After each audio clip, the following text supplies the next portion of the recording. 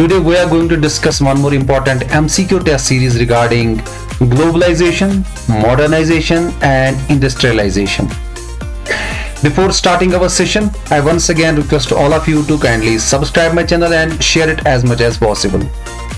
आज आपके लिए मैंने फिर से 22 एक महत्वपूर्ण क्वेश्चंस लाए हैं जो कि अक्सर कॉम्पिटिटिव एग्जाम्स में पूछे जाते हैं। तो आइए शुरू करते हैं आज के सेशन को। आज हमारा पहला क्वेश्चन है, in which century did industrialization begin in India?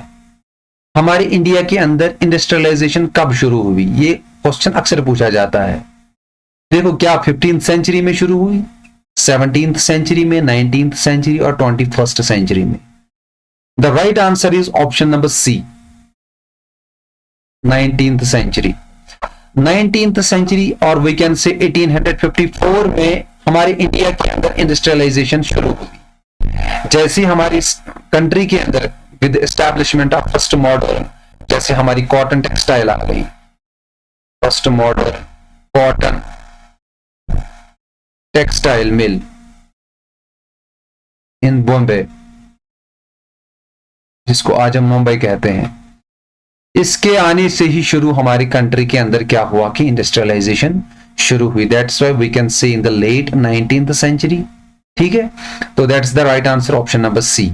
इससे जब कॉटन टेक्सटाइल मिल मुंबई में एस्टैब्लिश हो गई तो इसके बाद ही हमारी कंट्री के अंदर क्या हुआ कि इंडस्ट्रियलाइजेशन शुरू हो गया। इसके बाद हमारा क्वेश्चन नंबर सेकंड है, which sector witnessed the first wave of industrialisation in India? हमारे इंडिया के अंदर किस सेक्टर में पहले क्या हुआ कि किस सेक्टर में पहले इंडस्ट्रियलाइजेशन शुरू हो गई? क्या ये एग्रीकल्चर था, सर्विसेज थी, मैन्युफैक्चरिंग और information technology? The right answer is option number C, manufacturing. Manufacturing witnessed the first wave of industrialisation. देखो, अब मैन्युफैक्चरिंग में क्या है, जैसे हमारे यहां पे units of we can say iron, steel, jute and we can say the coal mining, ठीक है। तो इससे जब ये हमारे यहाँ पे इंडस्ट्रीज वगैरह इसकी बनी तो हमने मैन्युफैक्चरिंग करना शुरू कर दिया। तो that's why manufacturing witnessed the first wave of industrialisation in India. ठीक है, अब यहाँ पे बात करते हैं एग्रीकल्चर क्यों नहीं आएगा। जैसे एग्रीकल्चर हमारी बैकबोन है इकोनॉमी की, लेकिन यहाँ पे हम बात करते हैं एक्चुअली किस चीज की, हम फोकस इज ऑन ट्रांसमिशन। हम यहाँ पे ट्रांसमिशन की बात करते हैं। जब हम इंडस्ट्रियलाइजेशन की बात करते हैं, it means we are talking about the transmission from agrarian based economy to industrialisation, या दूसरा जो हमारे रिसोर्सेज हैं। तो दैट्स वाई जब ट्रांसमिशन की बात होगी तो इट मींस एग्रीकल्चर तो हमारा पहले ही था। That's why agriculture is not the right answer. ठीक है, इसके बाद सर्विसेज की बात करते हैं, सर्विसेज भी इसका राइट आंसर नहीं है। इंफॉर्मेशन टेक्नोलॉजी की बात करते हैं, इंफॉर्मेशन टेक्नोलॉजी आपको याद रखना है, it started in late 20th century, late 20th century और we can say early 21st century में हमारे यहाँ पे इंफॉर्मेशन टेक्नोलॉजी वजूद में आया। That's why the manufacturing is the right answer. इसके बाद हमारा क्वेश्चन नंबर थर्ड क्या कहता है, what is cultural mosaic? Cultural mosaic किस चीज को कहते हैं? क्या ग्लोबलाइजेशन को कहते हैं, इथनिसिटी को कहते हैं, मल्टी कल्चरलिज्म को कहते हैं और कम्युनलिज्म को कहते हैं? देखो, जब हम बात करते हैं कल्चरल मोसैक की, कल्चरल मोसैक होता है कि कैसी society that's composed of various cultural groups, जिसके अंदर बहुत सारे कल्चरल ग्रुप्स होते हैं and they maintain their identity and diversity. यहाँ पे किसी को फोर्स नहीं किया जाता है। यहाँ पे क्या करते हैं, सारे लोग जो अपने अपने जिसका जो कल्चर होता है उसको आइडेंटिफाई करते हैं और इसी डाइवर्सिटी के अंदर वो सारे लोग इस कल्चर के अंदर रहते हैं, सोसाइटी के अंदर रहते हैं। इसको बोलते हैं कल्चरल मोसैक। ठीक है, अब यहाँ पे जैसे मैंने बताया कल्चरल मोसैक होता है जहां पे composed of various cultural groups. देखो, यहाँ पे हमारा option number C is the right answer, multiculturalism. यहाँ पे क्या होता है मल्टीकल्चरलिज्म में, यहाँ पे बहुत सारे कल्चर के लोग होते हैं, जैसे हम इंडिया को बोलते हैं यूनिटी एंड डाइवर्सिटी। बहुत सारे रिलीजन्स के लोग हैं, चाहे वो Hinduism, Buddhism, Sikhism, Jainism, Christianity, इस्लाम, इसी तरीके से ब्राह्मण, क्षत्रियास, वैश्यास, शूद्रास, अलग अलग कास्ट्स के लोग रहते हैं, अलग अलग रिलीजन के लोग रहते हैं, अलग अलग कलर के, अलग अलग लैंग्वेजेस। तो मल्टीकल्चरलिज्म, हर किसी को यहाँ पे अपना राइट है, अपनी आइडेंटिटी के और इसी डाइवर्सिटी के अंदर हम यहाँ पे रहते हैं। तो कल्चरल मोसेक का जो राइट आंसर है दैट्स ऑप्शन नंबर सी।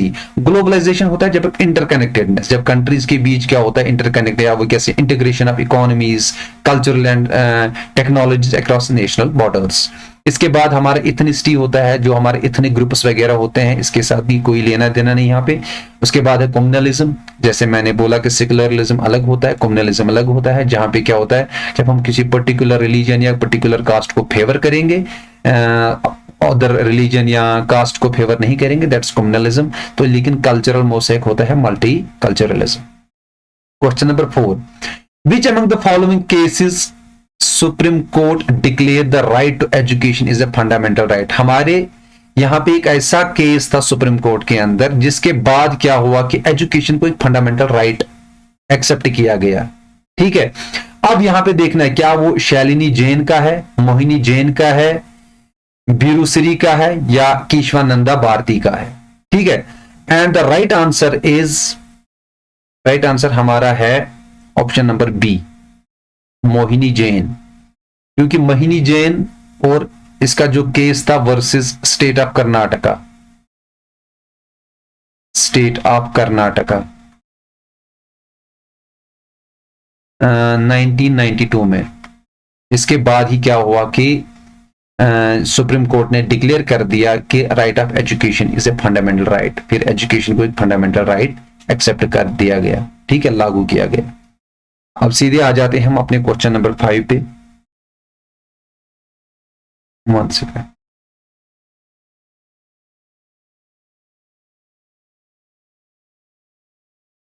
हमारा क्वेश्चन नंबर 5 क्या कहता है, India has declared 2010 to 2020 as the decade of. ये जो पीरियड है 2010 से लेके 2020 तक, इसको हम क्या कहते हैं, क्या डिक्लेयर किया कि we can say the decade of technology, decade of manufacturing, decade of innovation, और we can say decade of agriculture. The right answer is decade of innovation. Option number C is the right answer. 2010 और 2020 के बीच जो decade है, decade होता है 10 साल का gap जो होता है, इसको हम क्या कहते हैं, डिकेड ऑफ इनोवेशन। क्यों इनोवेशन क्यों कहते हैं, क्योंकि इसी पीरियड के अंदर हमारे यहां पे एडवांसमेंट इन टेक्नोलॉजी आई, टेक्नोलॉजी। ठीक है, या we can say biotechnology, renewable energy के बारे में हमें लोगों को हमने इंफॉर्मेशन दी, हमने रिसोर्सेज बनाए, या initiatives like we can say make in India, make in India, या we can say digital India. ठीक है, तो ये जो इनिशिएटिव्स है ये इसी डिकेड में लॉन्च किए गए, या हमारे यहाँ पे रिन्यूएबल एनर्जी सॉल्यूशंस हमारे सामने आया। तो दैट्स वाई ये जो डिकेड है 2010 और 2020, इसको बोला जाता है डिकेड ऑफ इनोवेशन। इसके बाद सीधे आ जाते हैं क्वेश्चन नंबर 6 पे, ग्लोबलाइजेशन काज्ड। ठीक है, ग्लोबलाइजेशन की वजह से क्या हुआ, easy movement of goods, Capitals and services. हमने एक दूसरी जगह पे क्या किया कि हमने अच्छे से बिजनेस किया, गुड्स शेयर किए, सर्विसेज शेयर किए एक दूसरे के साथ, ये भी राइट है। इंक्रीजिंग द इंटरनेशनल ट्रेड, बिल्कुल ग्लोबलाइजेशन की वजह से हमारा इंटरनेशनल ट्रेड बहुत ज्यादा बढ़ा। Companies easily operating in various countries, ये जरूरी बात है, ये भी ग्लोबलाइजेशन का एक बहुत ही बड़ा इंपैक्ट है। ठीक है, कि हम क्या करते हैं किसी भी कंट्री के अंदर अपनी सर्विसेज प्रोवाइड करा सकते थे। तो दैट्स वाई यहाँ पे क्या है, ऑल ऑफ द अबव। जब हम कहते हैं कि तीनों ठीक है तो that's why the option number D is the right answer, all of the above. इसके बाद हम सीधे आ जाते हैं क्वेश्चन नंबर 7 पे, विच of the following can be considered an investment. Investment हम किस चीज को कहते हैं, क्वेश्चन नंबर 7 हमारा। देखो, जब हम इन्वेस्टमेंट की बात करते हैं, it refers to the allocation of resources, या we can say typically money और capital with the expectation of generating future income, or we can say profit। Investment हम उस चीज को कहते हैं जब हम कोई किसी चीज पे इस तरीके से पैसे इन्वेस्ट करते हैं, या कोई चीज ऐसी होती है जो फ्यूचर में हमें इनकम जनरेट करके देती है, उसको बोला जाता है investment.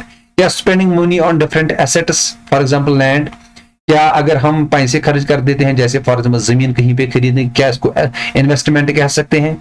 Spending money on health care, अगर अपने हेल्थ के ऊपर हम पैसे खर्च करते हैं, क्या इसको हम बोलते हैं इन्वेस्टमेंट।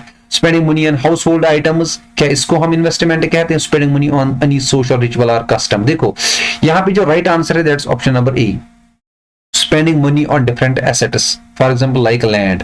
देखो अब यहां पे बात करते हैं, जब हम एसेट्स की बात करते हैं, एसेट का मतलब ये होता है कि जब हम कोई ऐसी चीज बनाते हैं जो हमें इनकम जनरेट करके देती है। Spending money on health care, आप बीमार पड़ गए, आपने पैसे खर्च किए, बस वो पैसे फिर आपके वापस नहीं आएंगे। Spending money on house hold items, एक बार आपने खर्च किया वो पैसे फिर, चाहे आपने घर के अंदर टीवी लाया, फ्रिज लाया, आपने कोई अच्छी सी मकान बना ली, तो ये पैसे आपके फिर वापस नहीं आते, नहीं आपको ये इनकम जनरेट करके देंगे। लेकिन यहां पे क्या है, यहाँ सोशल रिचुअल और कस्टम, हम कोई त्योहार मनाते हैं, शादियां करते हैं, उसके ऊपर जो पैसे खर्च करते हैं, लेकिन ये हमें फिर इनकम जनरेट नहीं करके। लेकिन जब हम लैंड फॉर एग्जाम्पल कहीं पे हमने खरीदी, ये हमारी फ्यूचर जनरेशन के लिए भी रहता है, हमें पैसे कमा के देता है, ठीक है, तो इस चीज को बोला जाता है इन्वेस्टमेंट। तो that's why spending money on different assets for example land, इसको बोला जाता है इन्वेस्टमेंट। इसके बाद हमारा क्या है, which of the following promotes globalisation, इनमें से कौन सी ऐसी चीज है जो ग्लोबलाइजेशन को एक्सेलरेट करता है या promotes globalization? External trade, trade at a large scale, trade at a small scale, internal trade. देखो which of the following promotes globalization, इसका जो राइट आंसर है that's external trade, option number A. External trade का मतलब क्या होता है? External trade होता है जैसे ये जो ग्लोबलाइजेशन होती है बिल्कुल एक्सेलरेट होती है। Promotes globalisation by facilitating the exchange of goods, services and ideas across national borders, across national borders. जब हम दूसरी कंट्रीज के साथ बिजनेस करते हैं वगैरह, तो इससे क्या होता है, इससे इट प्रमोट्स ग्लोबलाइजेशन। अब ट्रेड एट लार्ज स्केल, अपनी कंट्री के अंदर हम बड़ा बिजनेस करेंगे, क्या इससे ग्लोबलाइजेशन प्रमोट होती है? ट्रेड एट स्मॉल स्केल, छोटे पैमाने पे करेंगे, तो क्या इससे हम ग्लोबलाइजेशन इससे प्रमोट होती है? इंटरनल ट्रेड, एक कंट्री के अंदर, एक स्टेट के अंदर ट्रेड होता है, क्या इससे ग्लोबलाइजेशन होती है? नहीं। एक्सटर्नल ट्रेड, जब एक कंट्री दूसरे कंट्री के साथ कारोबार करते हैं, सर्विसेज प्रोवाइड करते हैं, तो इस चीज से क्या होता है, इट प्रमोट्स द ग्लोबलाइजेशन। अब यहां पे बात करते हैं क्वेश्चन नंबर 9 की। हमारा क्वेश्चन नंबर 9 कहता है which sector experienced the least profit due to the effect of globalisation. Globalisation की वजह से किस में लीस्ट प्रॉफिट हमें मिला?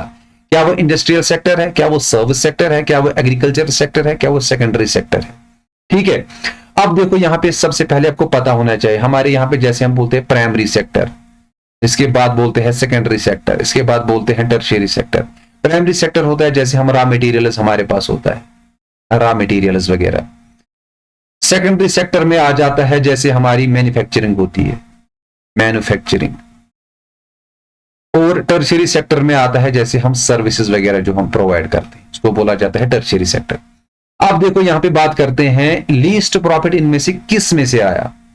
क्या वो इंडस्ट्रियल सेक्टर में आया, सर्विस सेक्टर में, एग्रीकल्चर सेक्टर में और सेकेंडरी सेक्टर में? इसका जो राइट आंसर है that is agricultural sector, option number C is the right answer. Least profit आया ड्यू टू ग्लोबलाइजेशन की वजह से ऑन एग्रीकल्चरल सेक्टर। अब यहां पे बात करते हैं क्यों। देखो एग्रीकल्चर सेक्टर में क्यों हुआ है, due to the competition.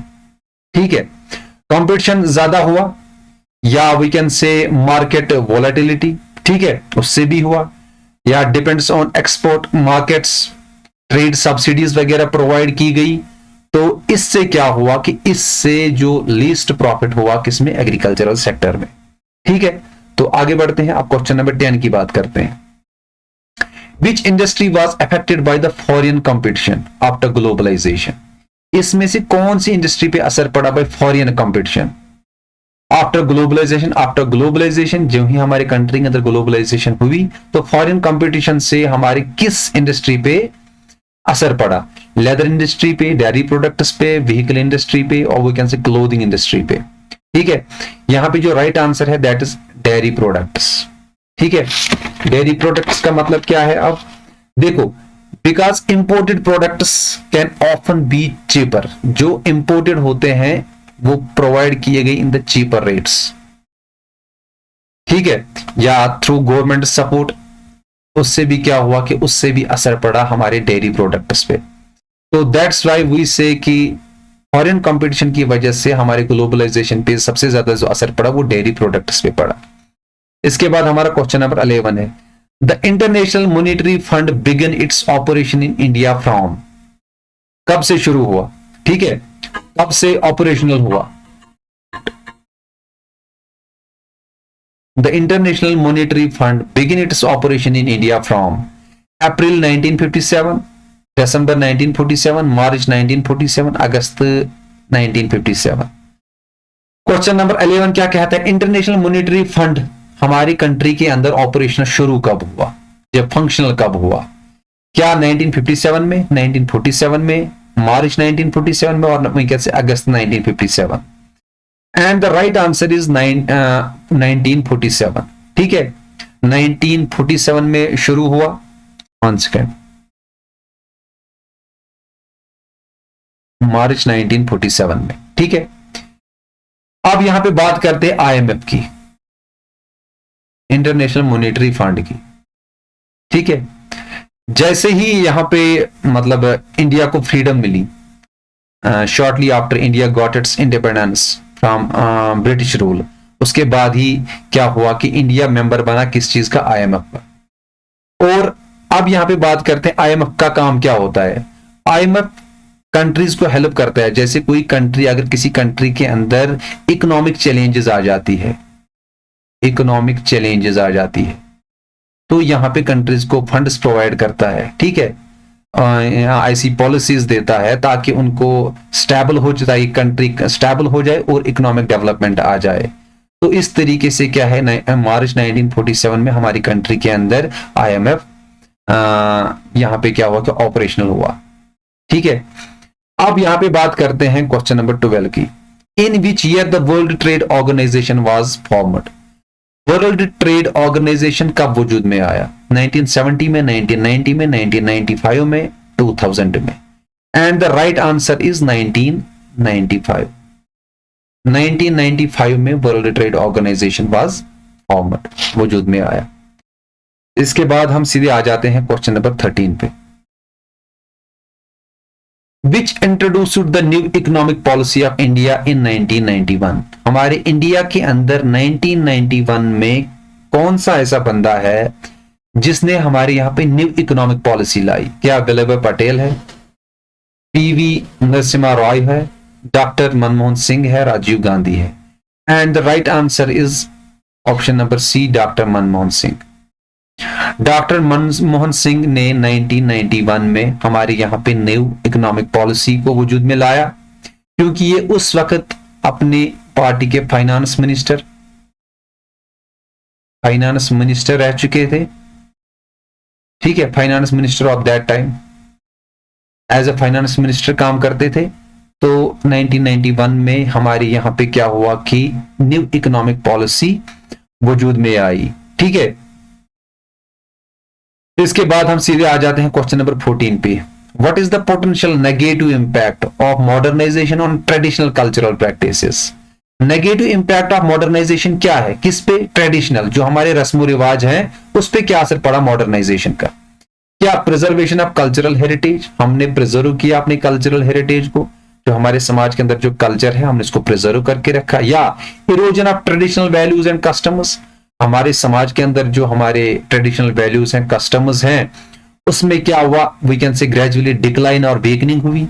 Increased cultural diversity, हमारे कंट्री के अंदर दिन ब दिन कल्चरल डाइवर्सिटी बढ़ती गई। या एनहेंस्ड कल्चरल एक्सचेंज, या हमने कल्चरल एक्सचेंज एक दूसरे के साथ कल्चरल एक्सचेंज जो करते हैं, फॉर एग्जांपल हम नया कोई कल्चर अडॉप्ट करते हैं, वो हमारा कल्चर अडॉप्ट किया, इससे एनहेंस हुआ ये, ठीक है। देखो एनहेंस की तो बात ही नहीं है, लेकिन जब हम बात करते हैं नेगेटिव इंपैक्ट ऑफ मॉडर्नाइजेशन, इससे सबसे असर हमारे वैल्यूज एंड कस्टम्स पे ही पड़ा।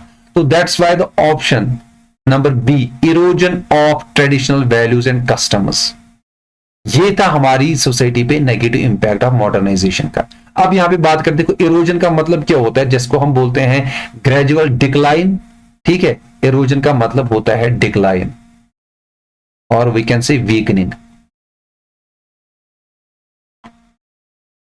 जब हमारे यहां पे मॉडर्नाइजेशन आई तो उससे हमारे ट्रेडिशनल वैल्यूज पे असर पड़ा और हमारे कस्टमर्स पे भी असर पड़ा, तो धीरे धीरे इसमें क्या हुए, कमजोर हुए।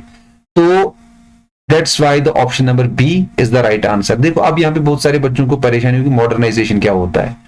जब हम मॉडर्नाइजेशन की बात करते हैं, मॉडर्नाइजेशन जब हम अडॉप्टिंग न्यू टेक्नोलॉजीज को करते हैं, नई प्रैक्टिसेस को करते हैं, या हमारे पास जो नई आइडिया, या शॉर्ट में हम कहेंगे जब हम ज्यादा साइंस को इस्तेमाल करते हैं, या लॉजिकल एविडेंसेस, एम्पिरिकल एविडेंसेस, जब हम रीजनिंग पे काम करते हैं, रीजनिंग पे काम करते हैं, हमें हर एक चीज का सबूत होना चाहिए, लॉजिक होना चाहिए, तभी चीजों को एक्सेप्ट करते हैं। तो उससे क्या हुआ कि erosion of traditional values and customers, इससे हमारे ट्रेडिशनल वैल्यूज एंड कस्टमर्स पे असर पड़ा। तो that's why the option number B is the right answer. अब क्वेश्चन नंबर 15 की बात करते हैं। Which are the following is the consequence of rapid urbanisation. Urbanisation क्या होता है? जब लोग माइग्रेट हो जाते हैं या गांवों को छोड़ के शहरों की तरफ जिंदगी गुजारने लगते हैं। एसोसिएटेड विद मॉडर्नाइजेशन, क्या कहता है क्वेश्चन, क्या कहता है? Which of the following is a consequence, क्या हुआ रैपिड अर्बनाइजेशन से? एसोसिएटेड विद मॉडर्नाइजेशन जब हमारे समाज के अंदर हुआ तो उससे अर्बनाइजेशन पे क्या असर पड़ा? डिक्रीज्ड पोल्यूशन लेवल्स, हमारे समाज के अंदर क्या है कि पोल्यूशन लेवल्स खत्म हुई? ऐसा नहीं है। एक्सपेंशन ऑफ रूरल इकोनॉमीज, हमारे गांव के अंदर लोग जो है उनकी इकोनॉमीज बढ़ती गई। जब लोग ही नहीं रहेंगे तो इकोनॉमी कहां बढ़ेगी? हम तो कहते हैं कि रैपिड अर्बनाइजेशन, गांव से लोग चले जाते हैं अपनी बेहतर क्वालिटी ऑफ लाइफ ढूंढने के लिए, तो ये भी राइट आंसर नहीं है। Over crowding and strain on infrastructure, ठीक है, that is the right answer. या प्रिजर्वेशन ऑफ नेचुरल हैबिटेट्स, हमने जो हमारे नेचुरल हैबिटेट्स हैं हमने उनको प्रिजर्व करके रखा, नहीं करके रखा। The right answer is over crowding and strain on infrastructure. आप देखो जब लोग गांव को छोड़ के शहर की तरफ दौड़ने लगे या चलने लगे या माइग्रेशन करने लगे, तो वहां पे क्या हुआ कि पॉपुलेशन डेंसिटी बढ़ती गई, उससे ओवर क्राउडिंग हो जाती है और ऑटोमेटिकली स्ट्रेन ऑन इंफ्रास्ट्रक्चर, ठीक है। तो that's the right answer, option number C. इसके बाद हम बात करते हैं क्वेश्चन नंबर 16 की। How does modernisation impact employment patterns in traditional societies? Modernisation की वजह से हमारे एम्प्लॉयमेंट पे क्या असर पड़ा इन ट्रेडिशनल सोसाइटीज, ठीक है। क्या डिक्रीज अनएम्प्लॉयमेंट रेट्स, हमने इससे अनएम्प्लॉयमेंट रेट्स को खत्म किया, किससे? मॉडर्नाइजेशन से। एनकरेज ट्रेडिशनल क्राफ्ट्समैनशिप, हमने जो मतलब ट्रेडिशनल क्राफ्ट्समैनशिप क्या होता है, जैसे गांव के अंदर जिसको हम बोलते हैं हाथों की दस्तकारी, जो गांव के अंदर रूरल एरिया के अंदर जो काम हमारा होता था, जो हम हाथों से काम करते थे, उसको हमने एनकरेज किया। या shifts from agriculture services based to industries, हमने एग्रीकल्चर को छोड़ के इंडस्ट्रीज वाला काम करना शुरू कर दिया। या promote self sufficiency in local communities, हमने सेल्फ सफिशिएंसी को प्रमोट किया किसके अंदर? लोकल कम्युनिटीज के अंदर। And the right answer is shifts from agriculture to service based industries, ठीक है। देखो मॉडर्नाइजेशन की वजह से क्या हुआ कि हमने नई नई टेक्नोलॉजीज को अडॉप्ट किया, हमने नए नए सर्विसेज शुरू कर दिए, तो इससे क्या हुआ? लोग shifts from agriculture to service based industries, agriculture को छोड़ के दूसरे बेसिस हमने जॉब करना शुरू कर दिया, प्राइवेट बिजनेस शुरू, इंडस्ट्रीज बनानी शुरू कर दी, मैन्युफैक्चरिंग पे काम करना शुरू कर दिया। तो that's why option number C is the right answer. इसके बाद हम 17 की बात करते हैं, क्वेश्चन नंबर 17 की। How does modernisation affect gender roles? Modernisation की वजह से हमारे जेंडर रोल्स पे क्या असर पड़ा? देखो जेंडर क्या होता है, जैसे हम बोलते हैं male female, male and female, या हमारे सामने आ जाता है LGBTQ, ठीक है। मॉडर्नाइजेशन की वजह से जेंडर रूल्स पे क्या असर पड़ा? जैसे हमारी सोसाइटी पैट्रियार्कल सोसाइटी है, ठीक है। क्या रेनफोर्सेस ट्रेडिशनल जेंडर नॉर्म्स, इसने जेंडर नॉर्म्स को एक्सेलरेट किया। Promotes gender equality and empowerment, modernisation की वजह से हमने जेंडर इक्वालिटी को प्रमोट किया, सारे जेंडर्स को इक्वल राइट्स दिए, यहाँ पे कोई जेंडर बयास नहीं था। या एम्पावरमेंट, जैसे हम फेमिनिज्म की बात करते हैं, वुमेन एम्पावरमेंट की बात करते हैं। या डिक्रीज वुमेन्स पार्टिसिपेशन, क्या इससे वुमेन्स पार्टिसिपेशन में कमी आई इन द वर्कफोर्स? नहीं आया। Excludes main from domestic responsibilities, जो घर की डोमेस्टिक रिस्पॉन्सिबिलिटी, इसको हमने जो हमारे मेन आदमी मतलब मर्द लोग हैं उनको एक्सक्लूड किया, दैट्स नॉट पॉसिबल।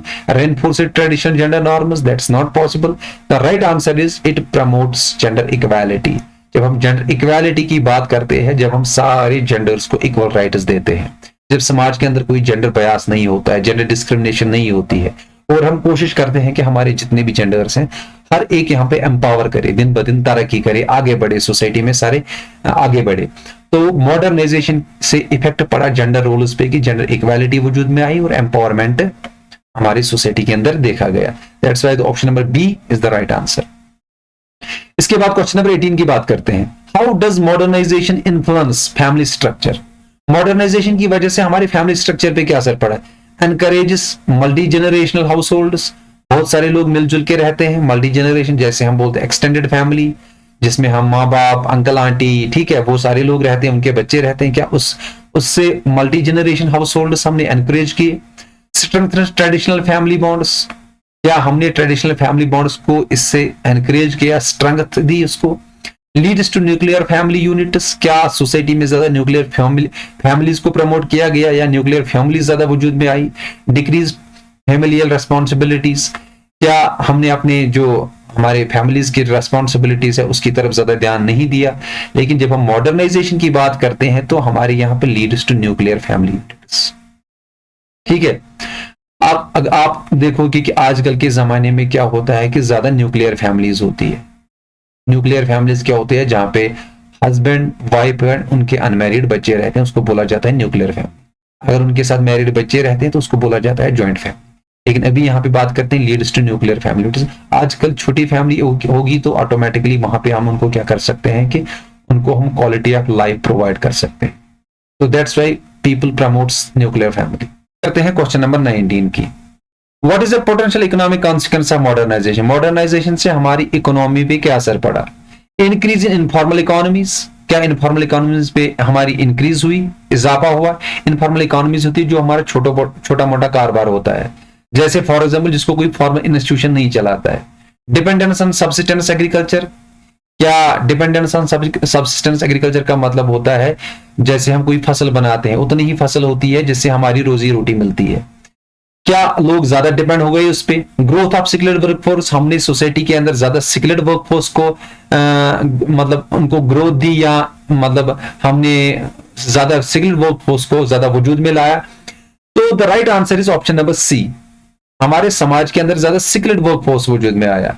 जब हमारे यहाँ पे टेक्नोलॉजीज आई तो ऑटोमेटिकली टेक्नोलॉजी की वजह से लोगों के अंदर स्किल आ गया, इंडस्ट्रीज बढ़ गई, मॉडर्नाइजेशन की वजह से, इंडस्ट्रियलाइजेशन की वजह से, ग्लोबलाइजेशन की वजह से हमारे समाज के अंदर स्किल्ड वर्कफोर्स आया, ठीक है।